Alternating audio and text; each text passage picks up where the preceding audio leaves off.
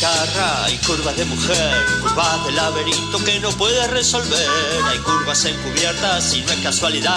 Prepara tu sentido que la curva va a empezar. Son la curva de la oreja. Camino obligado para estar dentro de tu cabeza. Las curvas de la oreja, con la periodista de investigación Ivi Cángaro. Las curvas de la oreja, un programa para escuchar la realidad sin vueltas. Hasta las 19 te acompañamos con información, opinión y la mejor música. Hay curvas de guitarra, hay curvas de mujer, curvas de laberinto que no puedes resolver. Hay curvas encubiertas y no es casualidad. Prepara tu sentido que la curva va a empezar. Son la curva de la oreja. Camino obligado para estar dentro de tu cabeza. Camino obligado para estar dentro de tu cabeza. Camino obligado para escuchar las curvas de la oreja.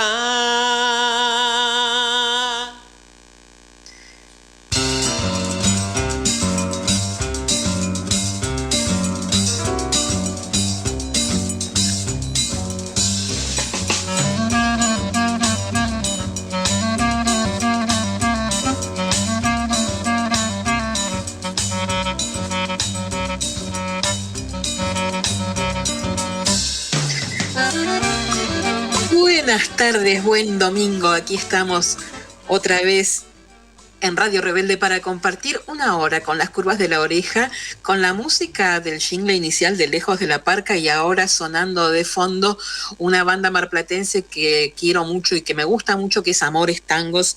Les recomiendo buscarla, que es la musiquita de cortina que solemos usar. Mi nombre es Ivi Cángaro, como dice en la presentación. Para quienes no me conocen, hago periodismo de investigación. Vivo en Tandil, transmito desde mi casa. Estoy saliendo desde mi casa, estas facilidades que da la tecnología y esta suerte de federalización de la comunicación. Así que vamos a estar haciéndonos compañía, cada uno en el sitio donde esté. Puede ser en el auto, puede ser en la casa, puede ser en el laburo. Hasta las 19 vamos a compartir este tiempo, esquivando la hora del corchazo, como siempre digo, pero para ver qué se esconde detrás de lo que suelen mostrarnos los medios hegemónicos, el revés de la trama, como suelo decir, porque siempre que algo sucede hay algo que no está siendo contado. Y eso es lo que intentamos ver y poner debajo de la luz. Algunas cosas inclusive nos arrogamos haberlo hecho antes de que luego sea tapa de diario, como pasó hoy. Sin ir más lejos, vemos que la tapa de Página 12 despliega como una suerte de primicia y una suerte de investigación quién es el financista privado que está detrás de la campaña de Milei. Algo que nosotros aquí, en las curvas de la oreja, dijimos hace más de 2 meses y que expusimos también en Argenzuela por C5N. En todo caso, si nos sobra un poco de tiempo, cosa rara porque eso suele faltarme, vamos a repasar un poquito hoy quién es Sebastián Brown, financista particular de la campaña de Milei, con absoluta imbricación con Patricia Bullrich y con Mauricio Macri fundamentalmente. Pero qué semanita, ¿no? Tuvimos, creo que recién lo escuchaba el abogado, el doctor Pierri, ¿no? Quien también está en Argenzuela, en Radio 10, y de alguna forma somos compañeros de laburo, hablando de lo que creo que fue insoslayable y que sucedió el jueves y tuvo que ver con Cristina, después de tantísimos años, dando una entrevista en un canal de televisión, en C5N precisamente, y en el programa Duro de Domar. Había, por supuesto, gran expectativa, de propios y de ajenos, porque el rating que tuvo ese programa no hubiera sido posible si no hubiese sido visto por gente que la ama y que la odia por igual, parejito. Y dejó mucho, ¿no? Dejó mucho para todos, creo. Críticas y enamoramientos.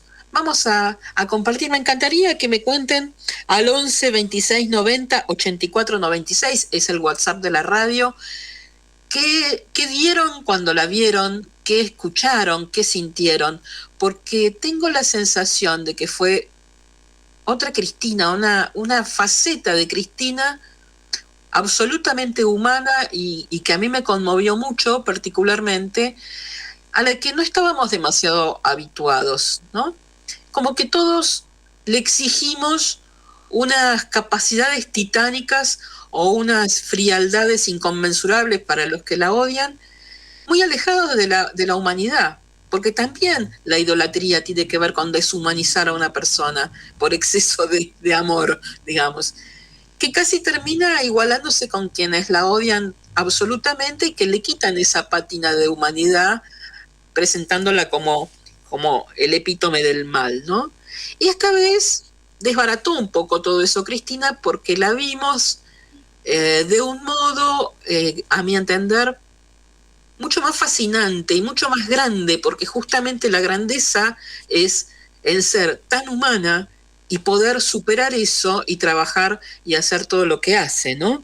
Superando esa condición inclusive. A mí en lo personal me conmovió muchísimo la referencia a sus hijos, a su hija.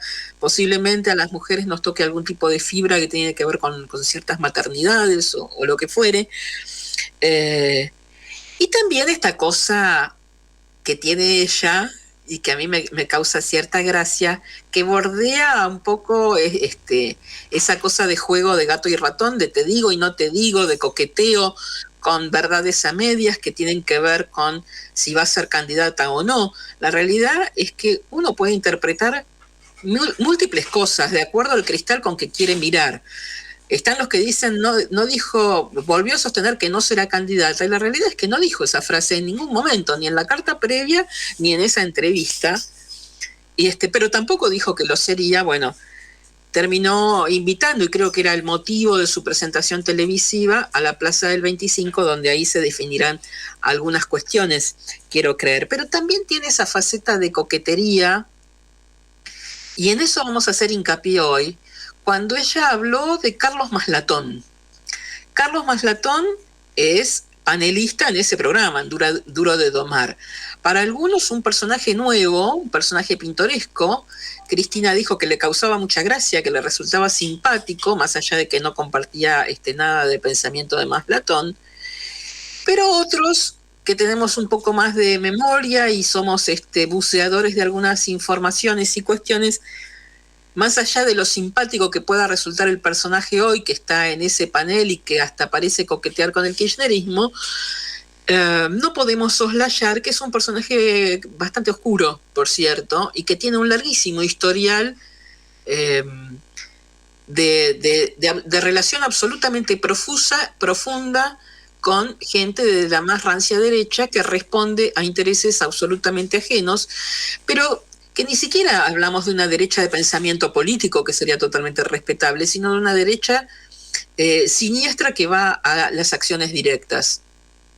Y no es solo pasado, es presente eso de Maslatón, porque mientras coquetea con Cristina tomándose fotos e intercambiando tweets, también sube fotos de él con Danan, por ejemplo. Bueno, de todo eso vamos a hablar en las curvas de la oreja de hoy, desandando este camino que además tiene, como siempre y como es eje de este programa, muchísimo que ver con el intento de magnicidio, porque todos estos personajes que están vinculados con Maslatón y que Maslatón aprecia y promueve y son parte de su círculo, muchos de ellos están involucrados en el intento de magnicidio. Así que por eso tomémoslo con pinza, este personaje simpático, porque uno puede ser muy pintoresco, pero si está trabajando con gente que ha tenido algún tipo de vinculación con el intento de asesinato de esa misma persona con la que uno coquetea, y ya ahí pasa a ser un poco perversita la cosa, ¿no? De todo esto y mucho más, por supuesto, vamos a hablar en las curvas de la oreja de hoy, pero a las 18:12 minutos vamos a la primera cancioncita de la jornada.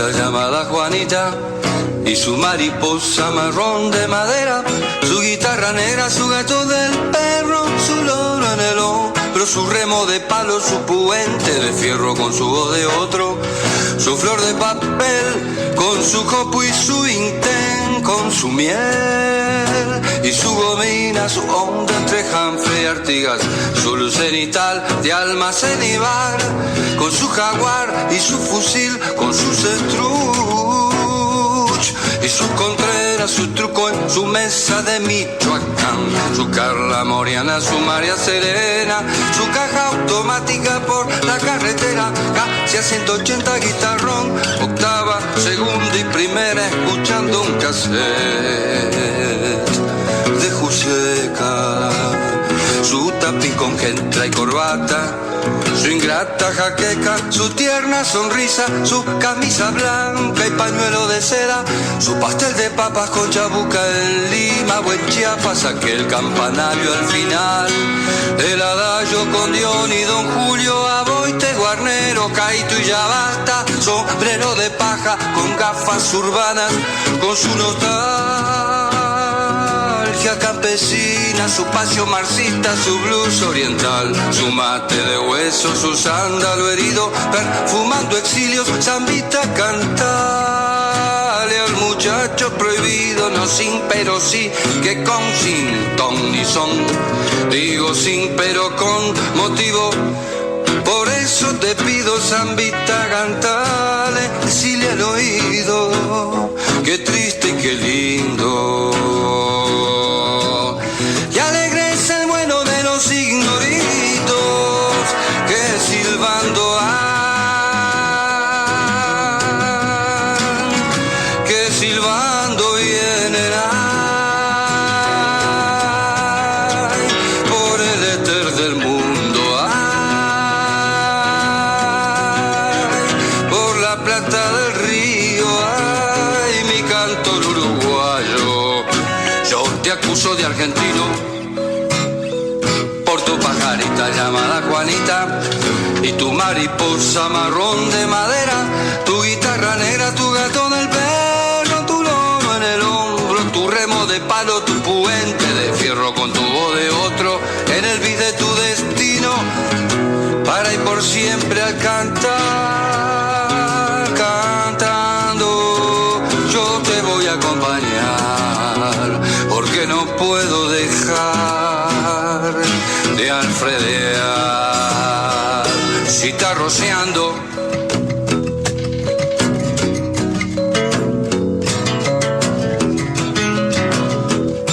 de alfredear, si está rociando, de alfredear, si está rociando, de alfredear, si está rociando, de alfredear, si está rociando.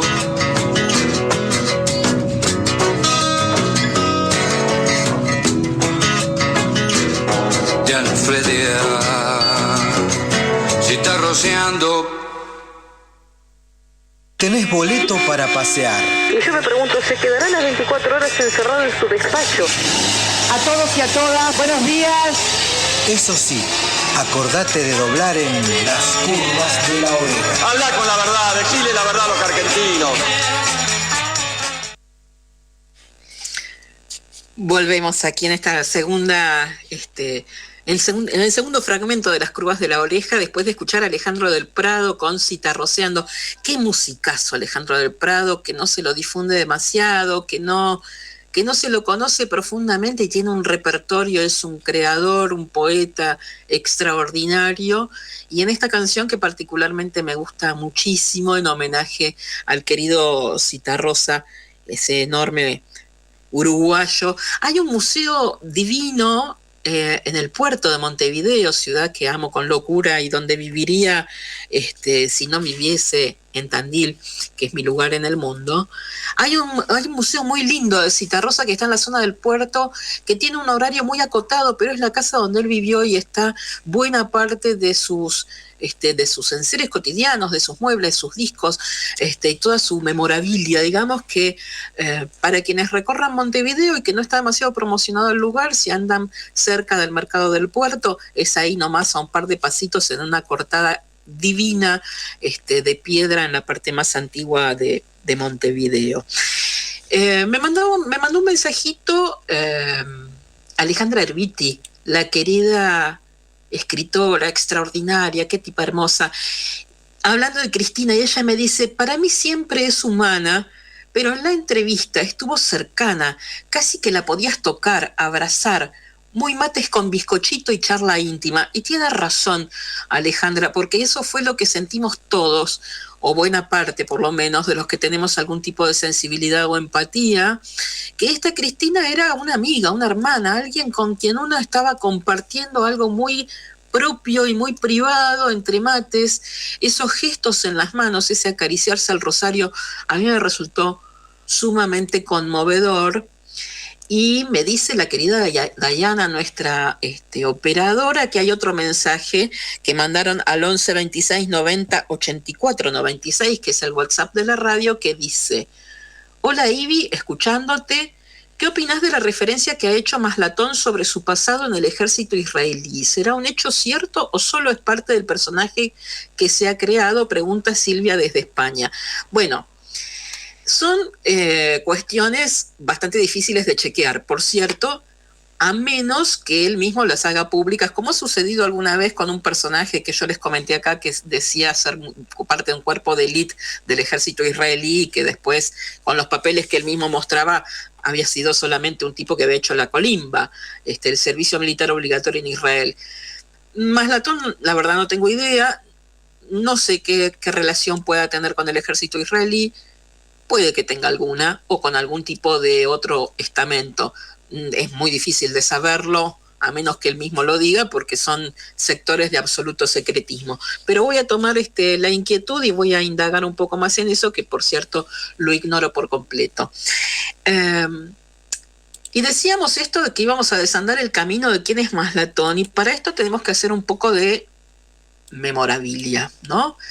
Ustedes saben que yo siempre me remonto a algunos otros hechos y pongo algunas cuestiones en contexto para poder empezar a entender de dónde vienen algunos personajes, a dónde van, y que no son nunca personajes aislados que se crean a sí mismos y que fungen como tales, ¿no? Porque en general todo siempre es parte de una trama, y esa trama suele tener algún interés. Entonces, para poner en contexto quién es Carlos Maslatón, primero tenemos que referenciarnos en sus orígenes, ¿no? En su origen político. Los familiares vienen de una familia de clase media, comerciantes, inmigrantes y demás, con cierta aspiracionalidad que no viene muy a cuento, y él surge como personaje carismático, que es porque lo es, y es muy talentoso, y es un tipo muy inteligente, como líder en la UPAU, en la carrera de Derecho en la UBA. Empieza como militante universitario, muy típico, en un sector que en ese momento adhería al Sogaray, en la época en que estaba sumamente de moda, en los 80, otro personaje. Eso no marca demasiado tampoco, porque si nos vamos a cierta historicidad de otras personas, Amadou Boudou surge del mismo lugar.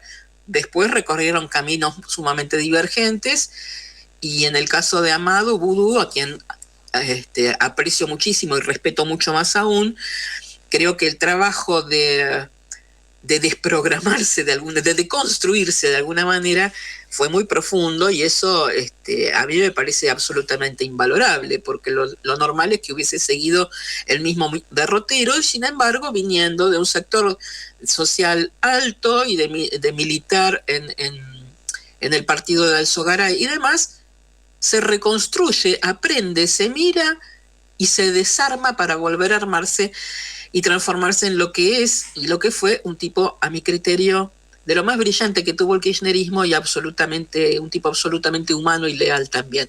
Maslatón, volviendo a él, que es lo que nos compete hoy, aparece como un militante de la UPAU y va creciendo en el estamento porque no dejaba de ser una fuerza con mucha imagen y mucha propaganda, pero con pocas personas, y pasa a ser legislador porteño cuando en ese momento eran concejales todavía. Y acá viene el dato interesante, porque él pasa a ser legislador porteño, concejal porteño en los 90, cuando fungía como intendente Carlos Grosso.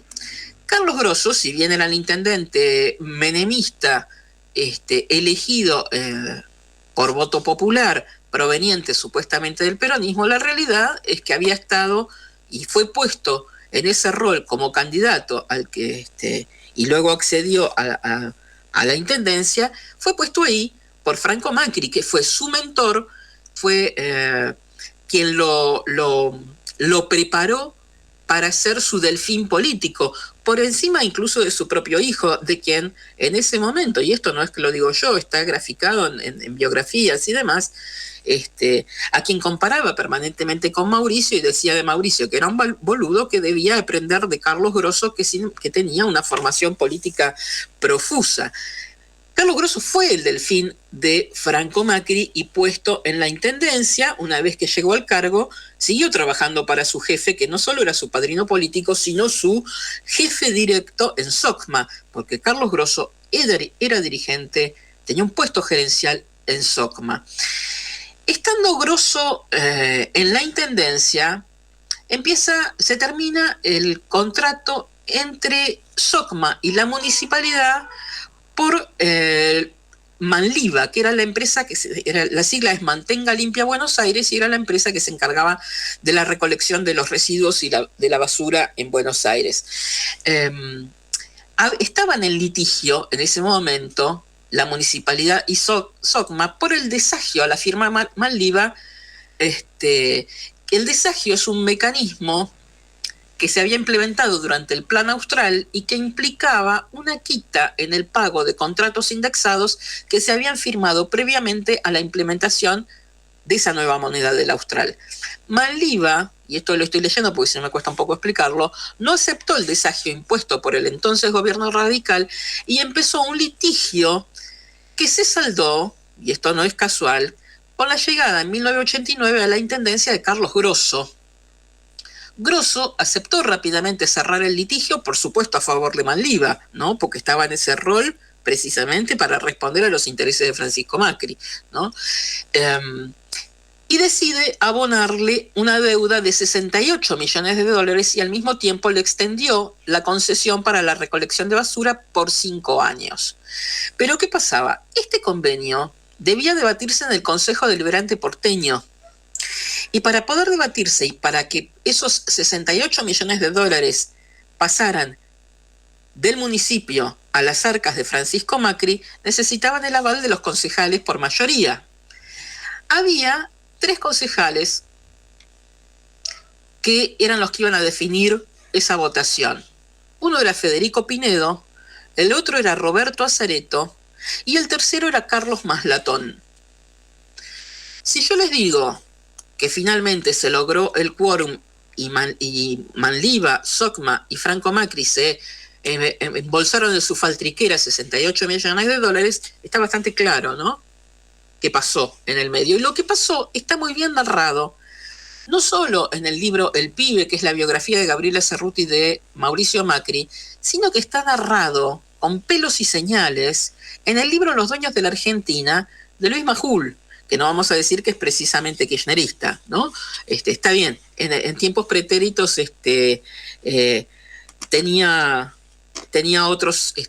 otros modos de hacer periodismo, no creo, siempre fue un farabute, pero por lo menos no mentía tanto, a lo mejor. En ese momento, entonces, Luis Majul deschaba cómo fue el acuerdo, describe la situación de Franco Macri con Mauricio Macri sentados en su despacho de SOCMA, interactuando con Azareto, con Pinedo y con Maslatón y poniéndole sobre el escritorio $27.400 exactos a cada uno, que era lo que de acuerdo a los estándares de Franco Macri, valía el voto de cada uno de estos tres personajes.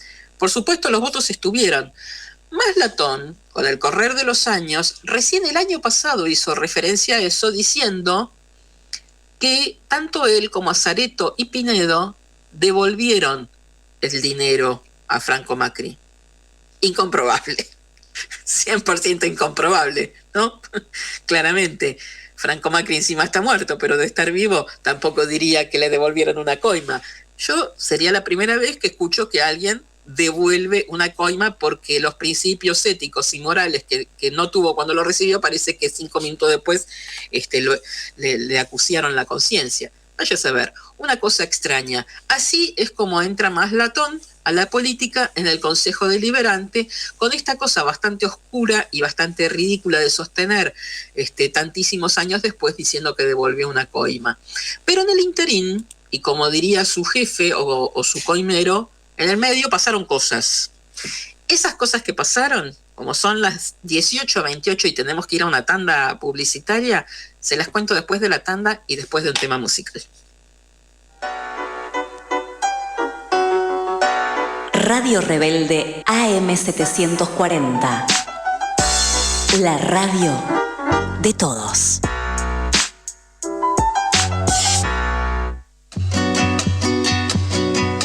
¿Sabes qué diferencia hay entre regresar y volver?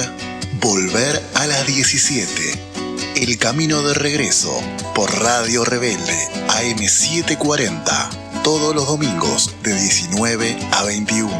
Idea y conducción, Leonardo Cofré. Producción periodística, Pablo Malicia y Tomás García. Producción general, Julia Resnick. Un alto en el camino, con las habituales voces de nuestros columnistas. Ni mejores ni peores. Volver a las 17. Edición nocturna. Vacuna antigripal anual 2023. Si formas parte de los grupos con condiciones de riesgo, es fundamental que recibas ahora esta vacuna para prevenir las formas graves de gripe. Infórmate más en argentina.gov.ar/vacunas. Argentina te cuida. Ministerio de Salud. Argentina Presidencia. Terminar el secundario para mí es importante. Yo no me animaba, me siento preparado para hacerlo y el día de mañana dedicarme a lo que me gusta. Volví a estudiar. Si sos titular de Potenciar Trabajo, podés terminar tus estudios primarios o secundarios. Conoce más en www.argentina.gov.ar/volví a estudiar. Ministerio de Desarrollo Social. Argentina Presidencia. Ya escuchás La Rebelde. Ahora también nos podés ver. Mirá la programación en vivo de AM740 en YouTube. Nos buscás como Rebelde Radio 740. Te suscribís y ves en vivo todos los programas de La Rebelde. Ya escuchás La Rebelde. Ahora también nos podés ver. Abran cancha, que venimos los don nadie, los que estamos orgullosos de no ser aristócratas sin sed ni hambre de gloria. Le escapamos a la victoria por el gusto de perder. Aquí vamos los que nunca fuimos nada, los que odiamos la palabra vencedor.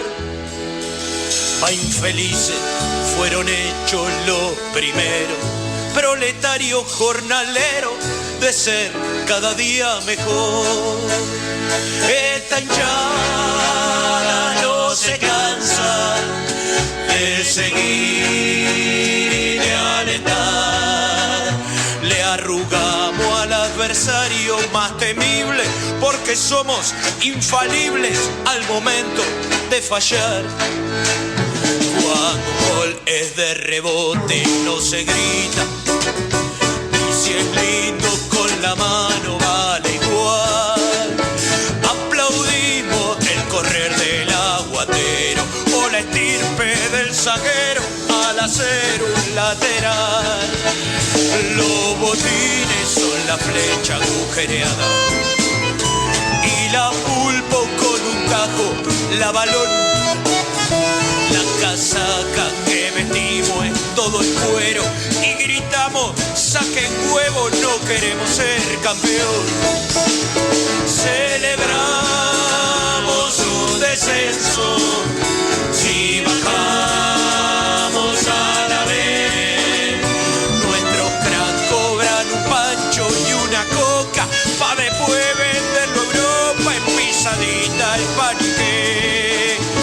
Con lechuga entre los dientes, nuestra voz en toda junta. Hoy jugamos como nunca y perdimos como siempre. Con lechuga entre los dientes, nuestra voz en toda junta. Hoy jugamos como nunca y perdimos como siempre.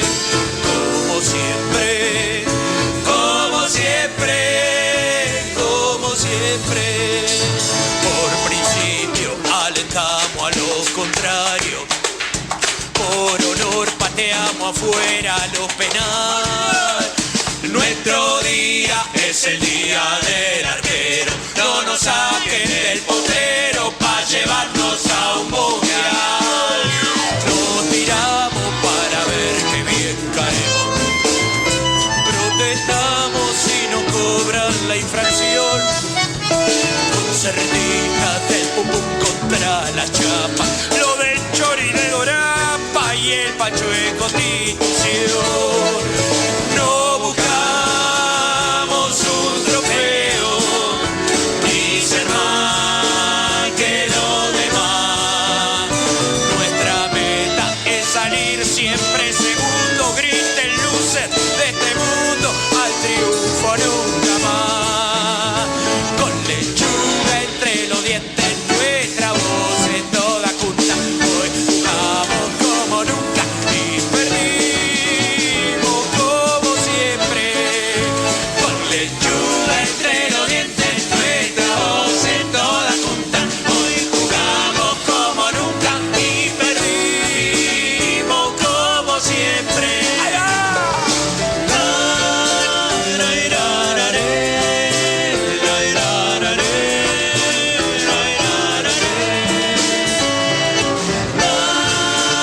Salgan a la calle los tomadores del vino de la casa, los coleccionistas de medias sueltas sin el par, los que tienen que explicar el chiste que recién contaron. Tomen por asalto fondas y bares, aquellos que por muy caballeros, cuando se agachan a recogerle el pañuelo a la dama de sus sueños, muestran sin querer media raya del culo. Larga vida a todo aquel a quien le llega siempre primero el subte del andén de enfrente, a quienes las tostadas solo se les caen del lado del dulce, los que tienen la caja del CD sin el CD adentro. Bienaventurados entonces los copilotos, los adjuntos, los actores de reparto, los extras, los violistas y los coreutas. Benditos sean los Robin, los Coquitos, las Juanitas, Leporelos y Mendieta, los Sancho Panza, los Nito Mestre, que entendieron que esta vida es tanto más hermosa cuando no se vive para ser un número uno.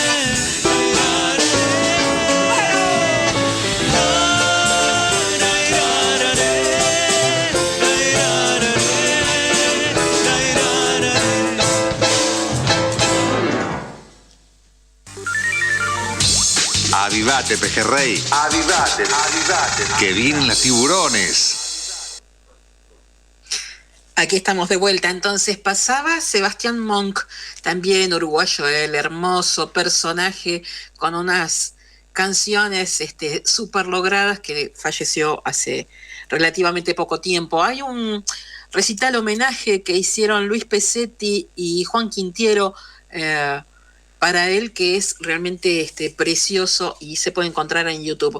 Y para quienes no conozcan a Sebastián Monk, bueno, es hora de ir conociéndolo y buscarlo en YouTube, que hay frondoso material y bellísimo todo. Esta es una de sus canciones, uruguayo él, como venimos en el programa de hoy, uruguayando, ¿no? Pero después, bueno, vamos a cambiar a otros autores de nuestro pago también. Les decía y les contaba recién acerca de los inicios políticos de Carlos Maslatón, de su paso por la legislatura porteña, y luego de ese paso político, empezó a trabajar de manera privada, aparentemente para algunas empresas y demás. Con una de ellas tuvo un gran litigio y cobró una fortuna absolutamente incalculable con la que se hizo millonario. Y que empezó a invertir con ese dinero en bolsa y demás, y ahí se transformó en una suerte de asesor de bolsa y demás.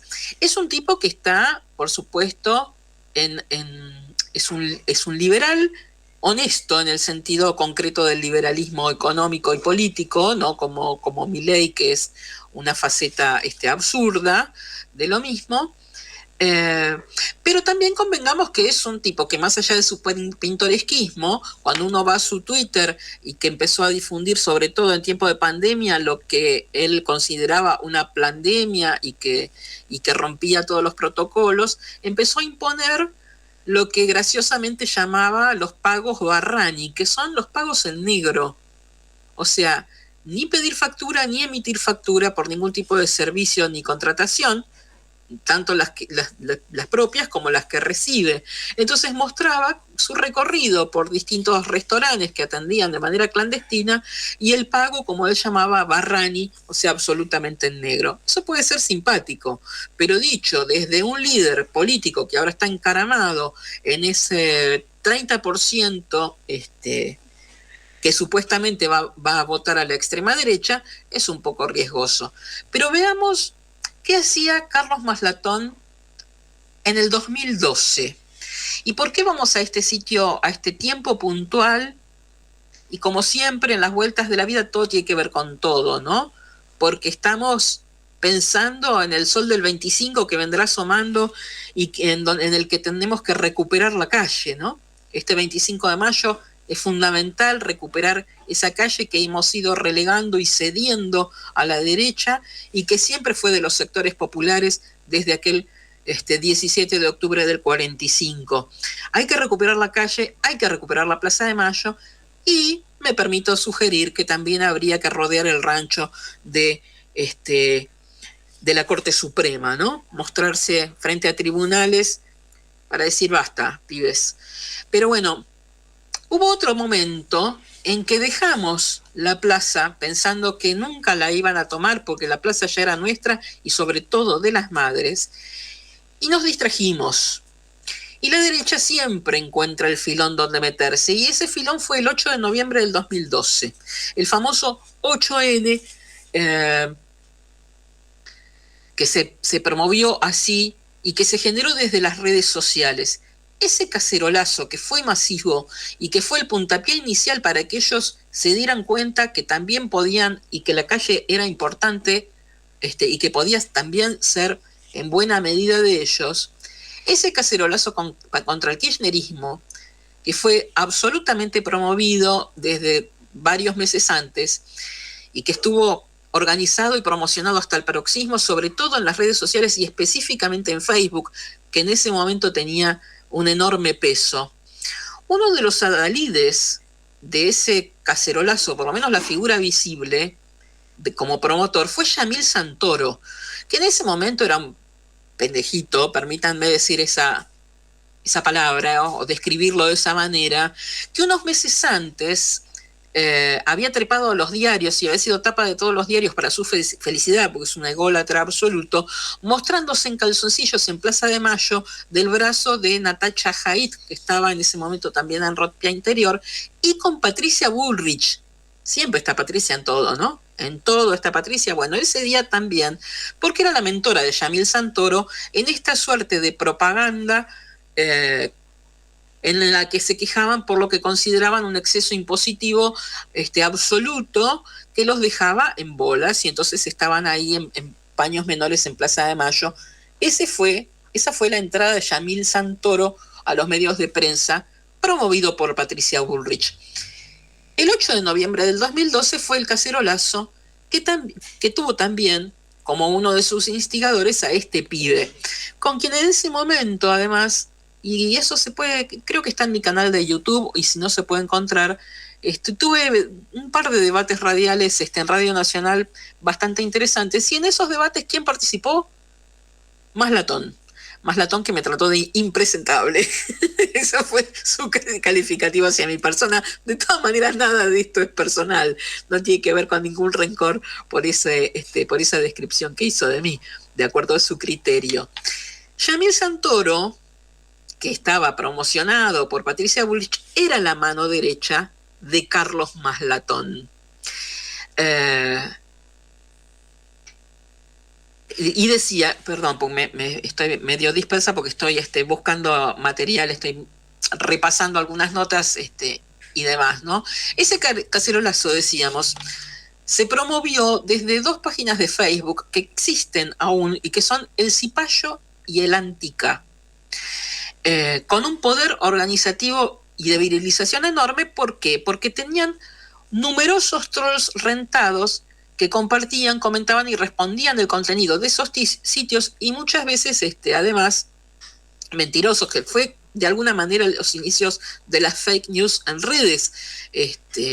Pudiendo hacer un poco de análisis y memoria, yo creo que ese fue el puntapié inicial, el 8N, de las fake news y sobre todo de la contratación de trolls, de estas usinas virtuales que luego lideró Marcos Peña cuando ya el macrismo estaba en el poder, pero en el 2012 ya funcionaban, inclusive sabíamos dónde estaban las oficinas y todo, en la calle Uruguay. Por ese entonces, el que ahora es fundador del Partido Mejorar, que integra la coalición Republicanos Unidos, Yamil Santoro, emergió de un día para el otro como líder juvenil liberal, decíamos, discípulo de su maestro de entonces, Carlos Maslatón. Posiblemente de allí también, y perdón, estoy un poco dispersa, disculpen por esto, ¿no? ¿Cómo se financiaron estas movidas? Porque uno dice, ¿de dónde sale toda esta guita? La guita que financió toda la campaña en redes, desde El Cipallo y del Antica, y a su vez que promovieron Yamil Santoro en persona y Carlos Maslatón como su adláter, salieron de estas fundaciones internacionales que siempre están en todas partes, y una de ellas nacional, que es el Instituto de Estudios Estratégicos en Seguridad, que hoy lidera Patricia Bullrich y que en ese momento tenía otro nombre, pero que también ella presidía. En esta suerte de lavado de guita que recién ahora están investigando, ya venía haciéndose desde entonces a manos de Patricia Bullrich, ¿no? Tomando y lavando dinero de particulares, pasándolo por su fundación, que se supone tenía otros fines, para financiar estos fines. Todo esto está absolutamente vigente, no solo la fundación, sino Yamil Santoro, que ahora lidera Republicanos Unidos, el grupo donde está Ulises Chaparro, que el otro día hizo un tuit espantoso contra Cristina, y los grupos de Maslatón, claro, el grupo de Maslatón que adhirió fervorosamente a Milei y que fue parte de su campaña, aunque más allá de que hace unos pocos meses se pelearon, sigue trabajando para él. Y hay otro tema que me resulta interesante ver y que tiene conexión con, ahora vuelvo a Maslatón, yo me disperso mucho, pero que tiene conexión con esto, porque el responsable de la página El Cipallo y El Antica, en ese momento, sigue siendo, es Luciano Bugallo, que hoy es diputado provincial por Buenos Aires en representación de la línea política de Elisa Carrió. Bugallo, que en el 2012 fundó el sitio El Cipallo, también creó la Red Federal de Organizaciones No Gubernamentales Ser Fiscal, a la que también pertenece Maslatón, y que pretende instruir a fiscales comiciales y que perdura hasta hoy. En Ser Fiscal, Bugallo fue compañero, a ver si ustedes me siguen, porque todo termina teniendo siempre que ver con el intento de magnicidio, fíjense. En Ser Fiscal fue compañero de Guadalupe Neme, una fervorosa militante del espacio que aún trabaja ahí y con quien formó pareja sentimental hasta que conoció a Lucila Alemán, que actualmente también es diputada por Santa Fe de la coalición cívica de Elisa Carrió.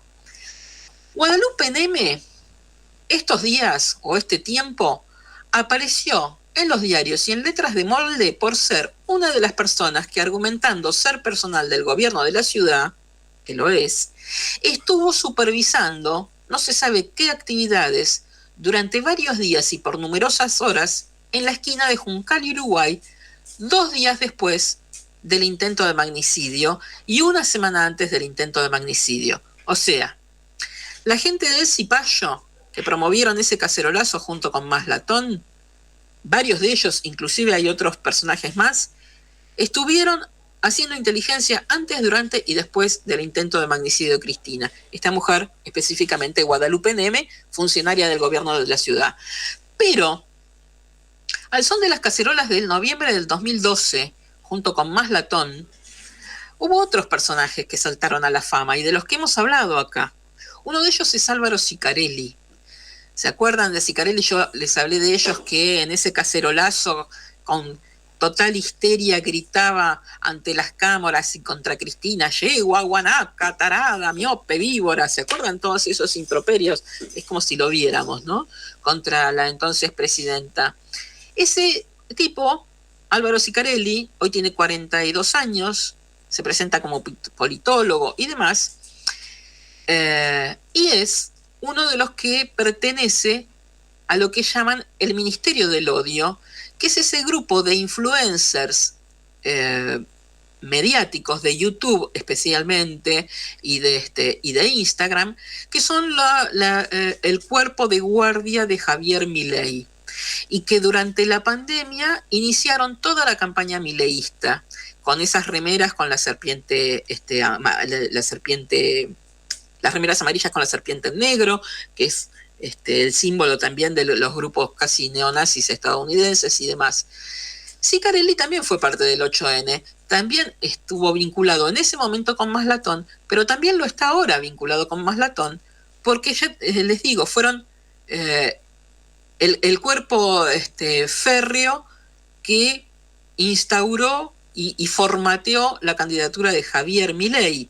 Si uno revisa todas las presentaciones políticas del 2020 hasta ahora, el acto de Parque Lezama, el de Luna Park y demás, vamos a ver que está Javier Milei como orador, pero también está Carlos Maslatón, está Álvaro Sicarelli y está Danán.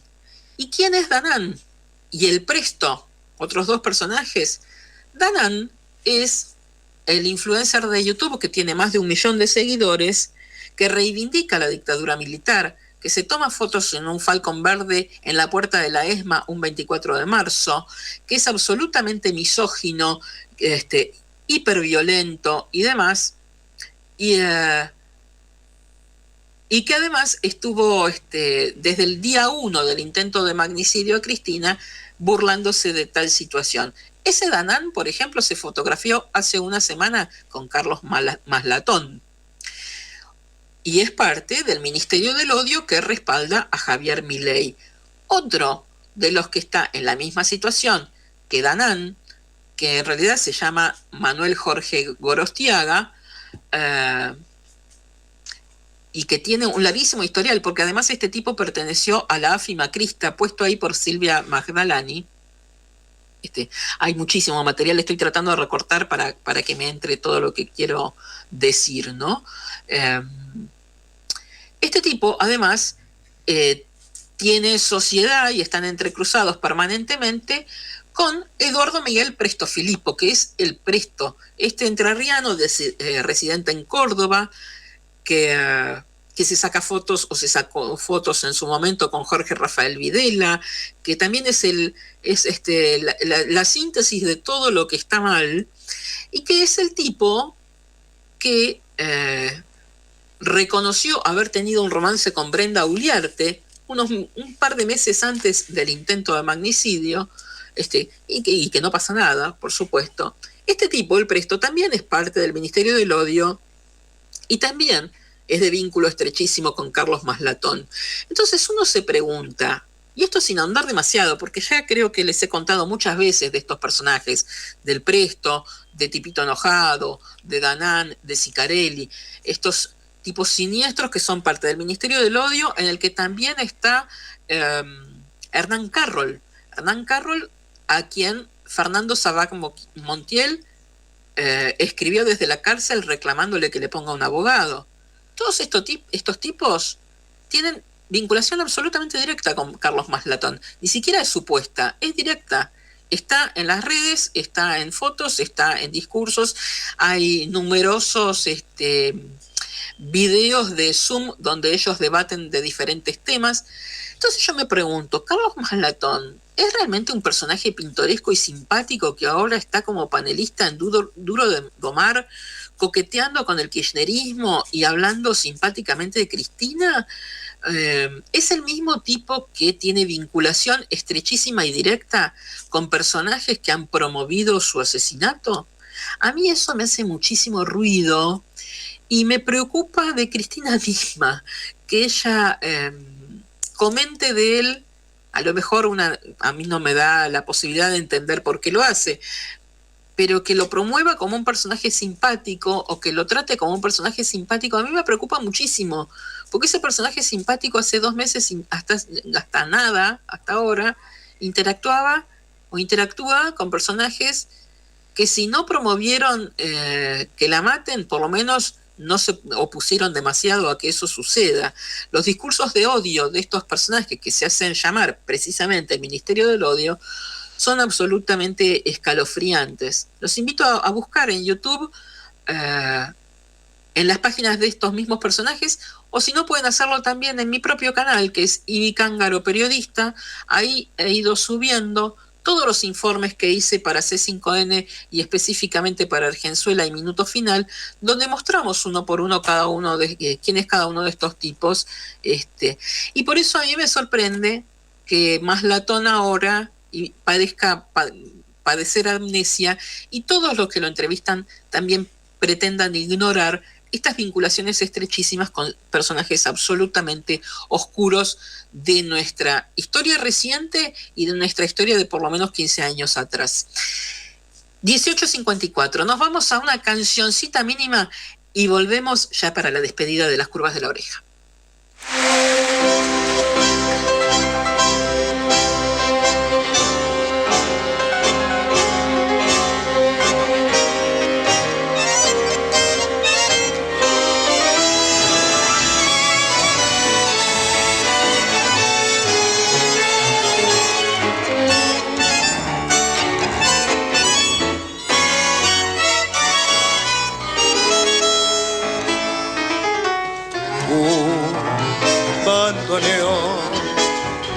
Con su resuello tristón, la noche en el cristal de la copa y el bar, y del tiempo que pasó, mi corazón con su borracha emoción, y en otra voz, la voz de la historia vulgar, dice mi vulgar dolor: mariposita, muchachita de mi barrio, te busco por el centro, te busco y no te encuentro, siguiendo este calvario con la cruz del mismo error.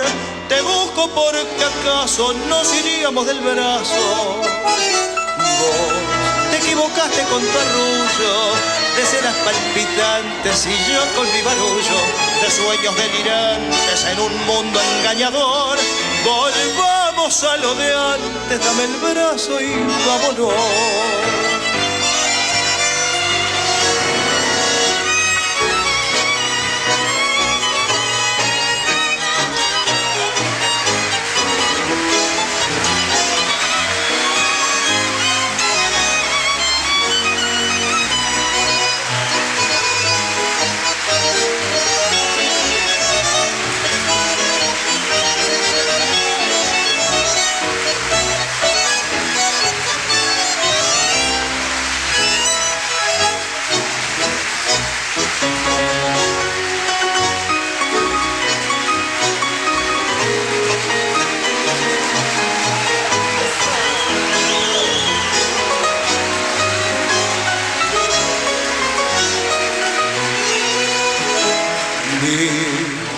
Vos ni yo supimos cuál se perdió, ni donde el bien y el mal tuvo un día final y otro día comenzó. Yo bebo más porque esta noche venderás mi corazón, te ve pero habrá de beber mucho, pero mucho más. Mariposita, muchachita de mi barrio, te busco por el centro, te busco y no te encuentro, siguiendo este calvario con la cruz del mismo error. Te busco porque acaso nos iríamos del brazo. Te equivocaste con tu arrullo de ceras palpitantes y yo con mi barullo de sueños delirantes en un mundo engañador. Volvamos a lo de antes, dame el brazo y vámonos.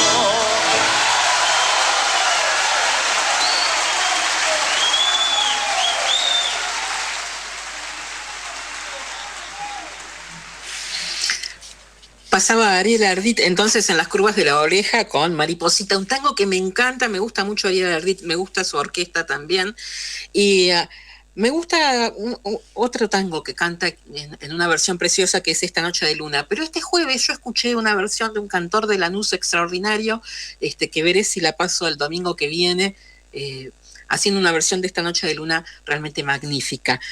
Dicho todo esto, 18:58 viene Leo Cofré con viene después de mí, por supuesto, con Volver a las 17 aquí en Radio Rebelde. Así que los voy a ir dejando con él. Y me voy cantando bajito, no sin antes decirles que nos encontramos aquí, por supuesto, el domingo que viene a las 18 para hacer Las curvas de la oreja y que durante la semana pueden ir viendo las investigaciones que hago con algunos temas coyunturales y otros políticos en mi perfil de Facebook, que no es otro más que Ibi Cángaro, o en mi canal de YouTube, que es Ibi Cángaro Periodista, donde pueden encontrar este programa grabado, los anteriores y también los informes que armo para C5N, específicamente para Argenzuela y para Minuto Final. Dicho todo esto y pasados los avisos parroquiales, les dejo un fuerte abrazo. Hasta el domingo que viene. Nos vemos el 25 en la plaza. Por hoy se nos terminó el programa. Nos despedimos sin más vueltas. Son la curva de la oreja. El próximo domingo a las 18 nos encontramos acá en Radio Rebelde para seguir recorriendo las curvas de la oreja. Camino obligado para escuchar las curvas de la oreja.